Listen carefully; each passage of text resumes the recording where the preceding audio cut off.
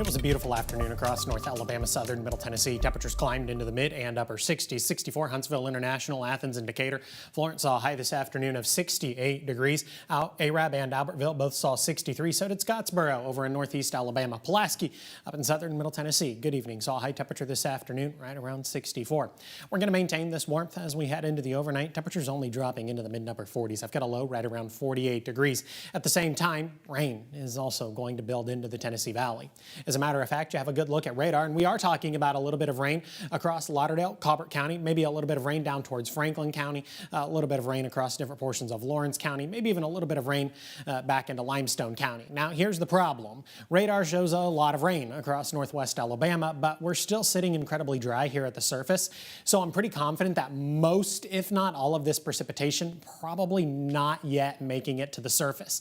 But that's going to change as a more moisture-laden atmosphere, air mass, builds into the Tennessee Valley as we head into the earliest hours of your Wednesday morning. Speaking of, by the time we get to the Wednesday morning commute, we're talking about scattered showers across North Alabama, southern Middle Tennessee, all associated with a cold front. Cold front back off to our northwest. The cold front is actually going to move somewhat slowly, not actually going to move through the Tennessee Valley until we get to Thursday afternoon, maybe not even until we get to Thursday evening.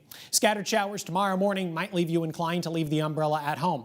That would be a really bad idea on your part. By the time we get to the lunch hour, we're talking about widespread rain across all of North Alabama, southern Middle Tennessee, and from there, we're going to continue to talk about widespread rain as we head into Wednesday evening. Maybe we get a little bit of a break through the overnight early into Thursday morning. As a matter of fact, the vast majority of us might actually be dry for the Thursday morning commute, but as we head into the later part of Thursday morning and eventually Thursday afternoon, another band of widespread heavy rain is going to move into the Tennessee Valley. Thursday, we're talking about the potential for a couple of embedded thunderstorms. That threat for heavy rain and embedded thunderstorms is going to stick with us as we head into Thursday evening. 5:30, 6 o'clock on Thursday evening.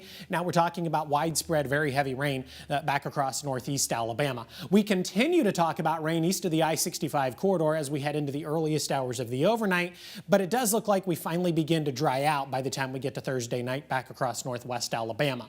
When it's all said and done, many of us talking about 2 to 3 inches. Some of us are going to see a little more, 3 to 3.5 inches. Then locally, we're talking about 3.5 or even 4 inches of rain. Flash flooding going to be a definite concern across the Tennessee Valley. If that happens, I think it would happen on Thursday, not necessarily on Wednesday. I made this graphic purely for my benefit, but figured maybe it'll benefit a couple of you as well. Groundhog Day is tomorrow. If there's no shadow, that means there's an early spring. If there's a shadow, that means there is more winter weather. Now, the only groundhog that even has a little bit of validity would be Punxsutawney Phil in Punxsutawney, Pennsylvania. So I've given you a forecast for Punxsutawney, Pennsylvania, and then I realized you don't actually care about any of this except for the fact that it's going to be cloudy, which would then imply no shadow. I also looked it up. The groundhog only has a 50% success rate. So personally, I think you should pay attention to me. Mine's a bit higher. 64 on Thursday, just 40 degrees on Friday behind that cold front. We maintain that cooler air